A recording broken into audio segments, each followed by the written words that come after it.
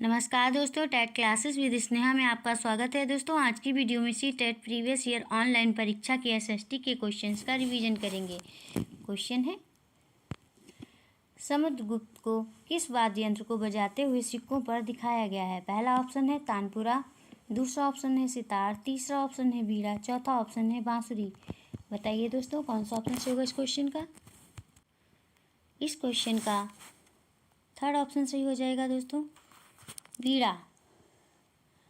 समुद्रगुप्त को सिक्कों पर बीड़ा नामक वाद्य यंत्र को बजाते हुए दिखाया गया है। समुद्रगुप्त चंद्रगुप्त प्रथम का पुत्र था। नेक्स्ट क्वेश्चन है दोस्तों,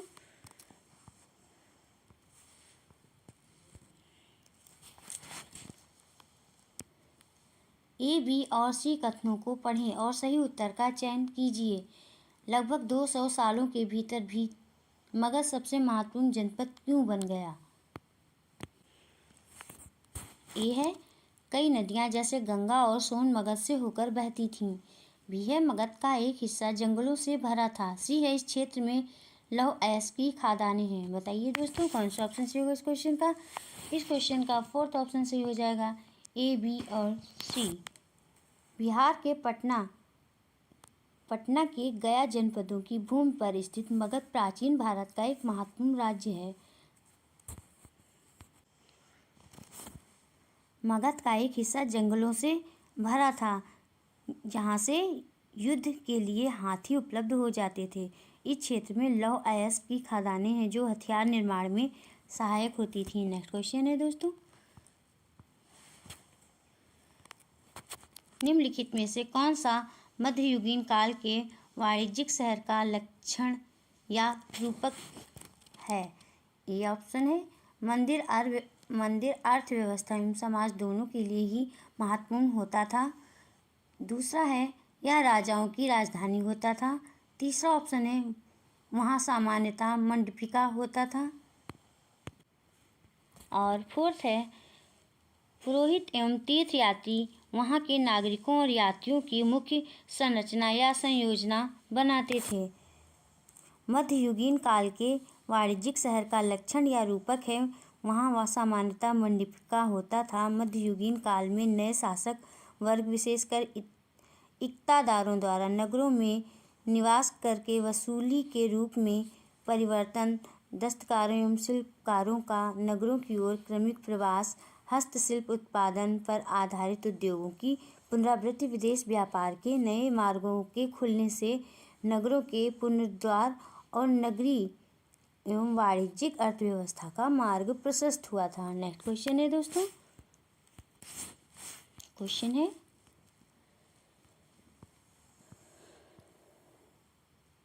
इतिहास के अवधिकरण पर कथनों ए, बी और सी पर विचार कीजिए तथा सही उत्तर का चयन कीजिए। ए है, अंग्रेज इतिहासकारों ने भारत के इतिहास को 3 युगों में बांटा था। बी है, विभाजन धर्म के विचार पर आधारित था। सी है, विभाजन में उपमहाद्वीप की अपार विविधता की उपेक्षा की गई। बताइए दोस्तों, कौन सा ऑप्शन सही होगा इस क्वेश्चन का?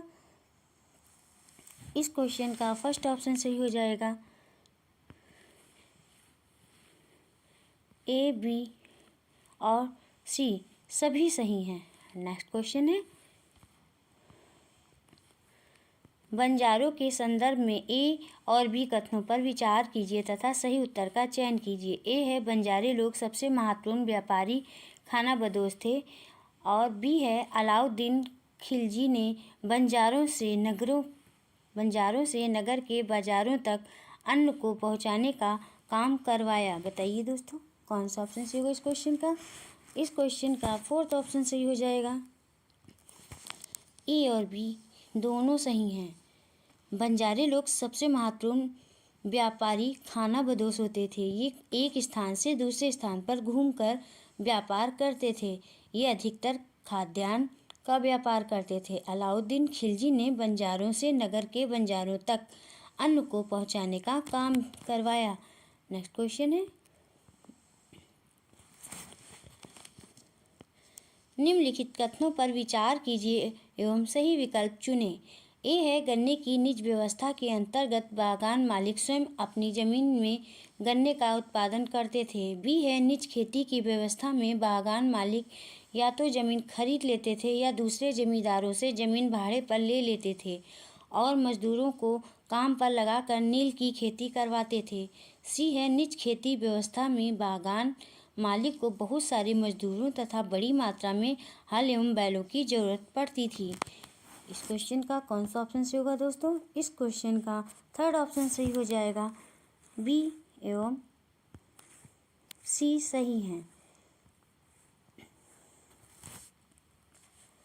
जिन खेती की व्यवस्था में बागान मालिक या तो जमीन खरीद लेते थे या दूसरे जमींदारों से जमीन भाड़े पर ले लेते थे और मजदूरों को काम पर लगाकर नील की खेती करवाते थे, इस व्यवस्था के अंतर्गत गन्ने का उत्पादन नहीं होता था।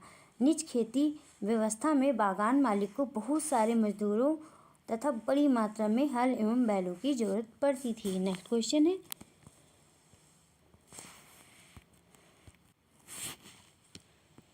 महिलाओं से जुड़े हुए सुधारों के संदर्भ में निम्नलिखित कथनों पर विचार कीजिए। ए है ईश्वर चंद्र विद्यासागर ने विधवा विवाह का मुद्दा उठाया। बी है मद्रास प्रेसिडेंसी में वीरेशलिंगम पंतुलु ने विधवा विवाह के समर्थन में एक संगठन बनाया। सी है विवाह करने वाली विधवाओं को समाज में आसानी से स्वीकार कर लिया गया। उपरोक्त में से कौन से सही हैं? कौन से सही हैं दोस्तों? इस क्वेश्चन का सेकंड ऑप्शन सही हो जाएगा दोस्तों, केवल ए और बी। ईश्वर चंद्र विद्यासागर बंगाल में सामाजिक चेतना लाने में अग्रणी रहे हैं। इन्होंने विधवा पुनर्विवाह का मुद्दा उठाया था। 1855 ईस्वी में कंपनी सरकार को विधवा पुनर्विवाह कानून लाने के लिए एक हस्ताक्षरित याचिका सौंपी। इन्हीं के प्रयास से 1856 में विधवा पुनर्विवाह अधिनियम पारित किया गया। विवाह करने वाली विधवाओं को समाज में आसानी से स्वीकार नहीं किया जाता था। वीरेशलिंगम पंतुलु ने दक्षिण भारत में विधवाओं के पुनर्विवाह के लिए कार्य किया और संगठन का निर्माण किया। नेक्स्ट क्वेश्चन है, अभिकथन ए और कारण आर को पढ़ें और सही विकल्प का चयन करें। ए है 19वीं शताब्दी में जब लड़कियों के लिए पहले स्कूल खोले गए तो लोगों में उनके प्रति भय था। और बी है लोगों को भय था कि स्कूल जाने पर लड़कियों पर दुष्प्रभाव पड़ेगा। इस क्वेश्चन का कौन सा ऑप्शन सही होगा दोस्तों?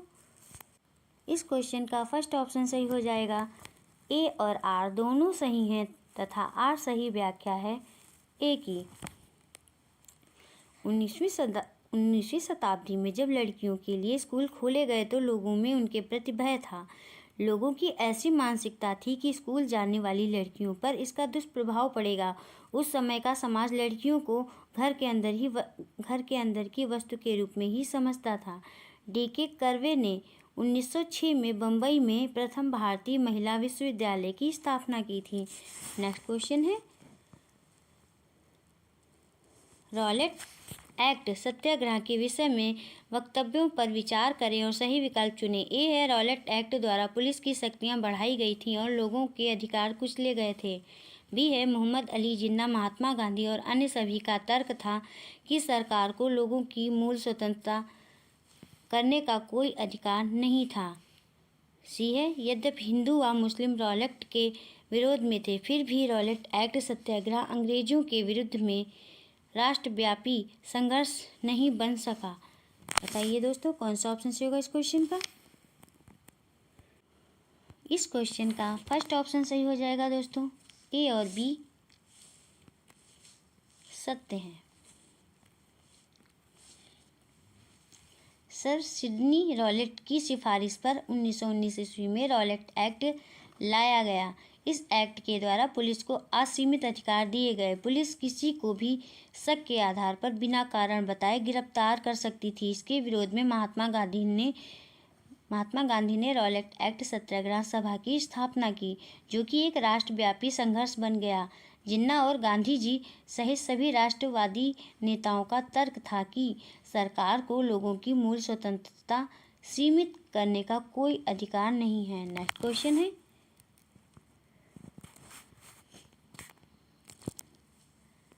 सरकारी शिक्षण संस्थाओं में अध्ययन तथा सरकारी संस्थानों में नौकरी के अवसर में सहयोग हेतु किन आधारों को अपनाया जाता है?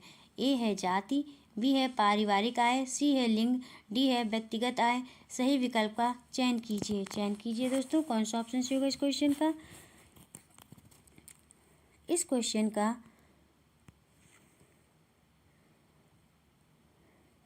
पहला और तीसरा दोनों ही ऑप्शन सही होंगे। सरकारी शिक्षण संस्थानों में अध्ययन तथा सरकारी संस्थानों में नौकरी के अवसर में सहयोग के लिए जाति, लिंग, परिवार के आधार पर आरक्षण के रूप में इन्हें अपनाया जाता है। व्यक्तिगत आय, इसके लिए कोई आधार नहीं है। नेक्स्ट क्वेश्चन है दोस्तों,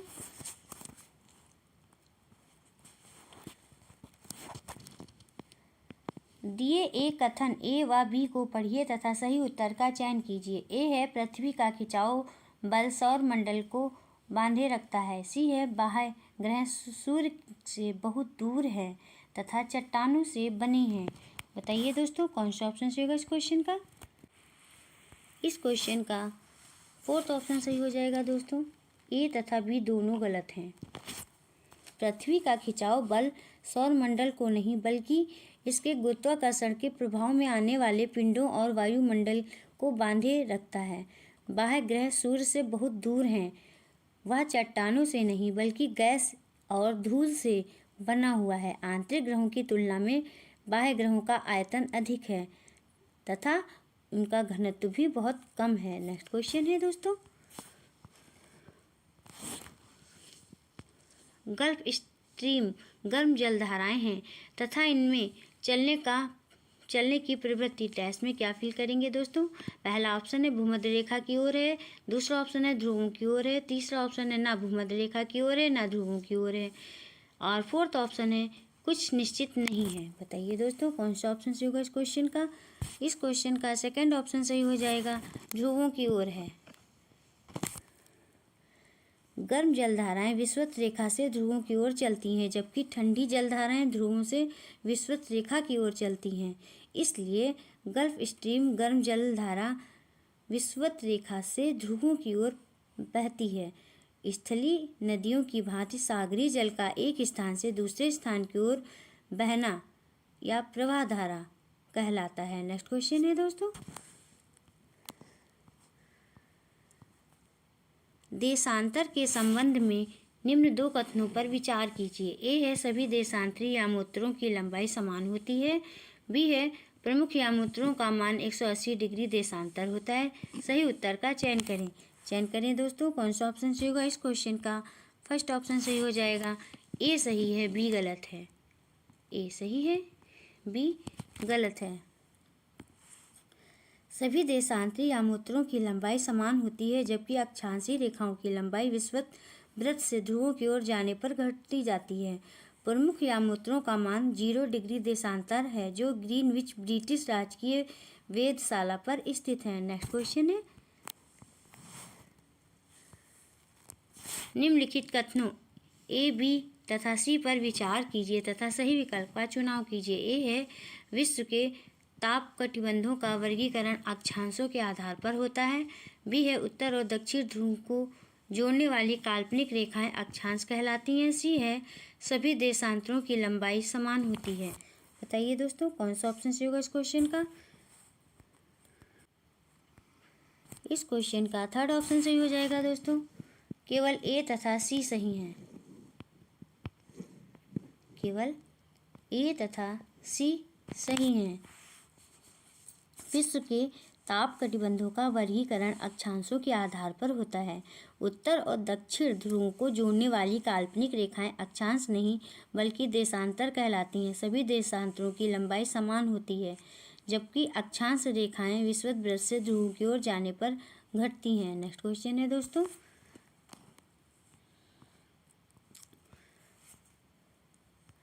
महासागरीय धाराओं के संदर्भ में निम्न दो कथनों पर विचार कीजिए तथा सही विकल्प का चुनाव कीजिए। ए है, जिस स्थान पर गर्म तथा ठंडी जलधाराएं मिलती हैं वह स्थान विश्व भर में सर्वोत्तम मत्स्यन क्षेत्र माना जाता है।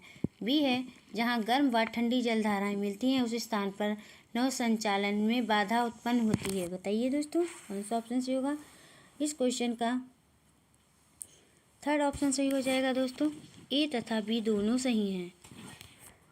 मछलियों के लिए भोजन की उपलब्धता के चलते जिस स्थान पर गर्म एवं ठंडी जलधाराएं मिलती हैं वह स्थान विश्व भर में सर्वोत्तम मत्स्यन क्षेत्र माना जाता है। जहां गर्म एवं ठंडी जलधाराएं होती हैं वहां कोहरा उत्पन्न हो जाता है, इसलिए उस स्थान पर नौ संचालन में बाधा उत्पन्न होती है। नेक्स्ट क्वेश्चन है दोस्तों,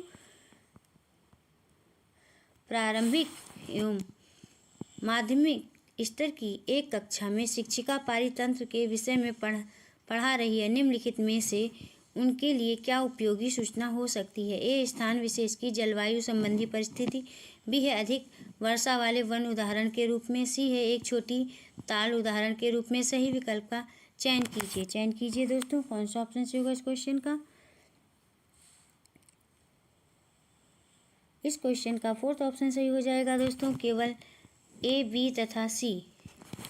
प्रकृति में जीवों के विभिन्न समुदाय एक साथ रहते हैं और परस्पर एक दूसरे के साथ साथ अपने भौतिक पर्यावरण के साथ एक पारिस्थितिक इकाई के रूप में अन्योन्य क्रिया करते हैं। इसे ही पारितंत्र कहा जाता है। पारितंत्र के अध्ययन के लिए स्थान विशेष जलवायु स्थित अधिक वर्षा वाले वन और एक छोटा ताल उदाहरण के रूप में उपयोगी सूचनाएं हैं। नेक्स्ट क्वेश्चन है दोस्तों,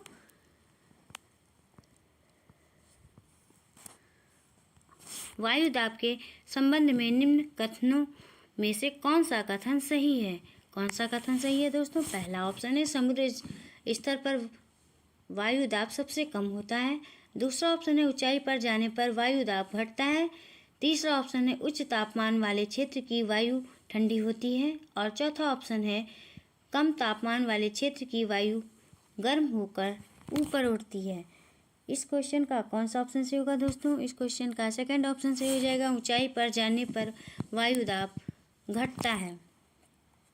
समुद्र तल पर वायु की सभी परतों द्वारा लगने वाला भार वायु दाब कहलाता है। इसे बैरोमीटर नामक यंत्र से मापा जाता है।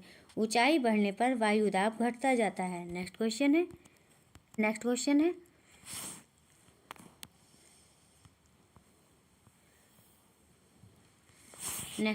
दोस्तों, जल एक संसाधन के संबंध में कथन ए, बी व सी को ध्यान में रखते हुए सही विकल्प का चुनाव कीजिए। ए है, पृथ्वी पर जल ना बढ़ाया जा सकता है और ना घटाया जा सकता है। बी है, केवल 2.7% पृथ्वी का पानी मानव उपयोग के लिए उपयुक्त है। और सी है, जल एक नवीकरणीय संसाधन है। बताइए दोस्तों कौन सा ऑप्शन सही होगा इस क्वेश्चन का। इस क्वेश्चन का फोर्थ ऑप्शन सही हो जाएगा दोस्तों, ए, बी व सी सभी सही हैं। पृथ्वी का जल निश्चित है, इसमें वृद्धि या कमी नहीं हो सकती है। हाँ, रूप एवं स्थान परिवर्तन हो सकता है। पृथ्वी के कुल जल का 97.3% महासागर, सागरों, खाड़ियों इत्यादि में खारे जल के रूप में है, जबकि केवल 2.7% ही मानव उपयोग के लिए उपयुक्त है। जल एक नवीकरणीय ऊर्जा संसाधन है। नेक्स्ट क्वेश्चन है दोस्तों, प्रारंभिक स्तर पर एक शिक्षिका अपनी कक्षा में खनिजों के बारे में चर्चा करना चाहती है। निम्न में से किन उदाहरणों को उन्हें अपनी कक्षा में उपयोग में लाना चाहिए। ए है, तांबा। बी है, अभ्रक। सी है, नमक। डी है, चूना पत्थर। सही विकल्प का चयन कीजिए दोस्तों कौन सा ऑप्शन सही होगा इस क्वेश्चन का। इस क्वेश्चन का फोर्थ ऑप्शन सही हो जाएगा, केवल ए, बी, सी और डी।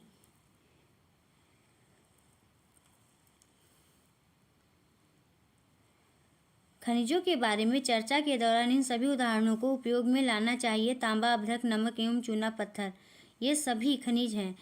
खनिज ऐसे भौतिक पदार्थ होते हैं जो खानों से खोद कर निकाले जाते हैं। नेक्स्ट क्वेश्चन है दोस्तों, दिए गए लक्षणों ए तथा बी के आधार पर फसल की पहचान करें। ए है, इसके लिए गर्म एवं आर्द्र जलवायु और सु अपवाहित दोमट मृदा की आवश्यकता होती है। बी है, इस फसल की वृद्धि के लिए पर्वतीय ढाल अधिक उपयुक्त होती है। ऑप्शन है, पहला ऑप्शन है चाय, दूसरा है कॉफी, तीसरा है कपास, चौथा है चावल। बताइए दोस्तों कौन सा ऑप्शन सही होगा इस क्वेश्चन का। इस क्वेश्चन का सेकंड ऑप्शन सही हो जाएगा दोस्तों, कॉफी।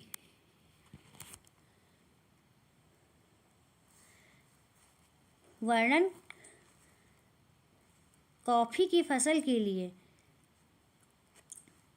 कॉफी की खेती के लिए प्रकृति और जलवायु दशाओं की आवश्यकताएं होती हैं, जो इस प्रकार है। पहली है गर्म एवं आर्द्र जलवायु, दूसरी है सु अपवाहित दोमट जो कार्बनिक पदार्थ से भरपूर होती है, और तीसरा है पर्वतीय ढाल जो कि जल जमाव की स्थिति को उत्पन्न नहीं होने देती है, और चौथी है मध्यम तापमान या पर्याप्त वर्षा। नेक्स्ट क्वेश्चन है दोस्तों, निम्नलिखित में से कौन से मौलिक अधिकार का हनन होगा अगर जैन समुदाय के लोगों के एक समूह को जैन तीर्थंकरों की सीखों पर शिक्षा केंद्र खोलने की अनुमति नहीं दी जाती है। बताइए दोस्तों कौन सा ऑप्शन सही। ऑप्शन है, पहला ऑप्शन है सांस्कृतिक और शैक्षणिक अधिकारों का अधिकार, दूसरा है धार्मिक स्वतंत्रता का अधिकार, तीसरा है स्वतंत्रता का अधिकार, चौथा है समानता का अधिकार। बताइए दोस्तों कौन सा ऑप्शन सही होगा इस क्वेश्चन का। इस क्वेश्चन का फर्स्ट ऑप्शन सही हो जाएगा, सांस्कृतिक और शैक्षणिक अधिकारों का अधिकार। भारतीय संविधान के अनुच्छेद 29 और 30 में संस्कृत एवं शिक्षा संबंधी अधिकारों का उल्लेख है। अनुच्छेद 29 में अल्पसंख्यक वर्गों के हितों के संरक्षण का प्रावधान है, जबकि अनुच्छेद 30 में शिक्षा संस्थाओं की स्थापना और प्रशासन करने का अल्पसंख्यक वर्गों को अधिकार दिया गया है। जैन समुदाय के लोगों के एक समूह को जैन तीर्थंकरों की सीखों पर शिक्षा केंद्र खोलने की अनुमति न देना और उनके सांस्कृतिक और शैक्षणिक अधिकारों का उल्लंघन है। नेक्स्ट क्वेश्चन है,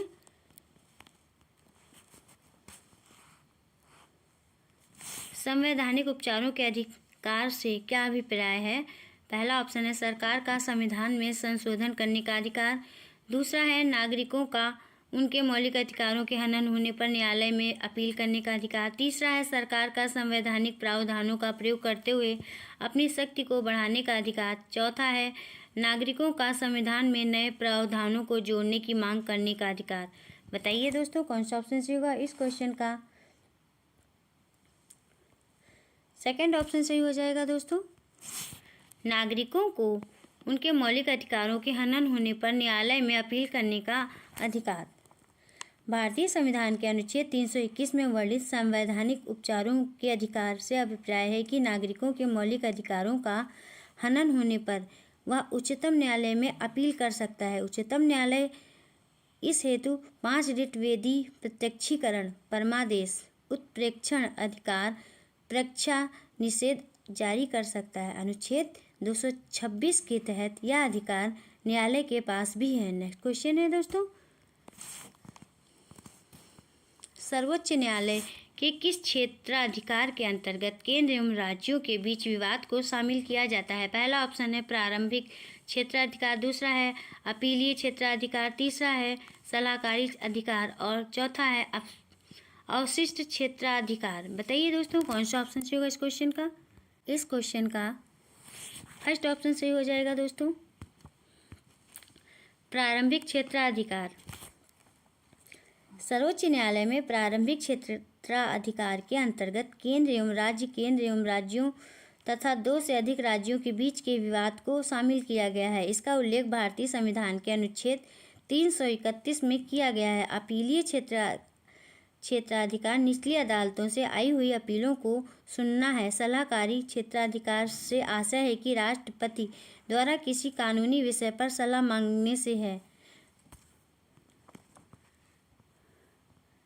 नेक्स्ट क्वेश्चन है, सामाजिक विज्ञान की कक्षा में अध्यापक एक विशेष संस्कृति के शिल्प, तथ्य और लोक कक्षाओं का प्रयोग करता है ताकि उस संस्कृति के संदर्भ में छात्रों की जिज्ञासा बनाई रखी जा सके। यह उदाहरण है। ए है कहानी कथन का, बी है रोल प्ले का, सी है स्रोत पद्धति का, डी है मुक्त परिप्रश्न का। बताइए सही विकल्प का चयन कीजिए दोस्तों। कौन सा ऑप्शन सही होगा इस क्वेश्चन का? इस क्वेश्चन का फोर्थ ऑप्शन सही हो जाएगा दोस्तों, सी और डी। किसी संस्कृति के बारे में छात्रों में जिज्ञासा जगाने के लिए उस संस्कृति के शिल्प, तथ्य और लोक कलाओं का प्रयोग करना स्रोत पद्धति का तथा मुक्त परिप्रश्न का उदाहरण है। स्रोत पद्धति अतीत की घटनाओं को वैज्ञानिक ढंग से प्रस्तुत करने की एक विधि है। नेक्स्ट क्वेश्चन है, सामाजिक विज्ञान का प्रभावी शिक्षण महत्वपूर्ण रूप से जुड़ा है। ए है परियोजना और असाइनमेंट के कार्यान्वयन के माध्यम से रटने को समझने के लिए, बी है स्मृति स्तर शिक्षण और व्यक्तिपरक मूल्यांकन तकनीकी से, सी है अत्यधिक जटिल और महंगी शिक्षण सहायता का बार बार उपयोग करने से, डी है स्कूली पुस्तकालय का सुचारू संचालन एवं संसाधनों को उपयोग में लाने की शिक्षक की क्षमता और सृजनात्मकता से। निम्न में से सही विकल्प चुनिए दोस्तों। कौन सा ऑप्शन सही होगा इस क्वेश्चन का? इस क्वेश्चन का फोर्थ ऑप्शन सही हो जाएगा दोस्तों, ए और डी।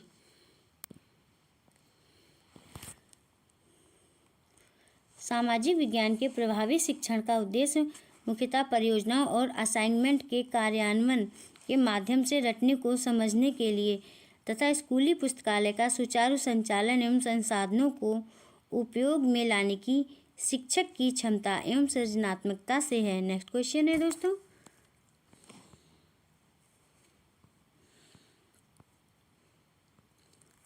किलपैट्रिक के अनुसार निम्नलिखित में से कौन सी शैक्षिक विधि लोकतंत्र की संकल्पनाओं के शिक्षण के लिए सर्वोत्तम विधि है? पहला ऑप्शन है परियोजना विधि, दूसरा ऑप्शन है खेल विधि, तीसरा है समस्या समाधान विधि, चौथा है खोजबीन। बताइए दोस्तों कौन सा ऑप्शन सही होगा? इस क्वेश्चन का फर्स्ट ऑप्शन सही हो जाएगा दोस्तों, परियोजना विधि। किलपैट्रिक के अनुसार परियोजना विधि लोकतंत्र की संकल्पनाओं के शिक्षण के लिए सर्वोत्तम विधि है। परियोजना विधि शिक्षण की नवीन विधि मानी जाती है। इस विधि में शिक्षण में स्वाभाविकता और सजीवता आती है। यह विधि बालक को स्वाभाविक परिस्थितियां प्रदान करती है। नेक्स्ट क्वेश्चन है,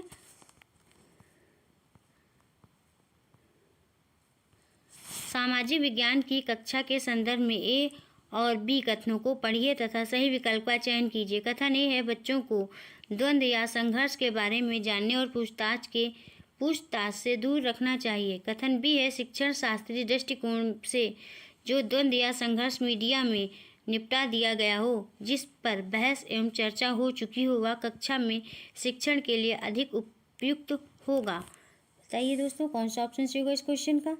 इस क्वेश्चन का सेकंड ऑप्शन सही हो जाएगा, ए गलत है और बी सही है। बच्चों को द्वंद्व एवं संघर्ष के बारे में जानने और पूछताछ से दूर नहीं रखना चाहिए, बल्कि तथ्यों के माध्यम से उनकी शंकाओं को दूर करके उनके विचारों का स्पष्टीकरण करना चाहिए। शिक्षा शास्त्रीय दृष्टि से जो संघर्ष मीडिया में निपटा दिया गया हो, जिस पर बहस हो चुकी हो, वह कक्षा में प्रैक्टिकल वर्क के रूप में शिक्षण के लिए उपयुक्त होगा। नेक्स्ट क्वेश्चन है, सामाजिक विज्ञान के बारे में सामान्य भ्रांति धारणाओं के संदर्भ में कथन ए और कारण आर को पढ़िए। कथन ए है सामाजिक विज्ञान को पाठ्यचर्या में दूसरे विषयों की तुलना में कम महत्व मिलता है। कारण है छात्र सामाजिक विज्ञान की अंतर्वस्तु को समझने में अरुचिकर या उदासीन महसूस करते हैं। सही विकल्प का चयन कीजिए दोस्तों। कौन सा ऑप्शन सही होगा? इस क्वेश्चन का फर्स्ट ऑप्शन सही हो जाएगा दोस्तों, ए और आर दोनों सही हैं तथा आर सही व्याख्या है ए की। नेक्स्ट क्वेश्चन है, निम्नलिखित एक विशिष्ट परियोजना रिपोर्ट के कुछ भाग हैं। ए है विश्लेषण तथा चर्चा, बी है सारांश तथा निष्कर्ष, सी है शोध प्रश्नों के लिए पृष्ठभूमि, डी है वर्गीकरण तथा आंकड़ों के स्रोत, ई है सुझाव। परियोजना रिपोर्ट के लिए सबसे उपयुक्त कौन सा क्रम हो सकता है? कौन सा क्रम हो सकता है दोस्तों? इस क्वेश्चन का थर्ड ऑप्शन सही हो जाएगा, सी डी ए वी तथा ई। नेक्स्ट क्वेश्चन है,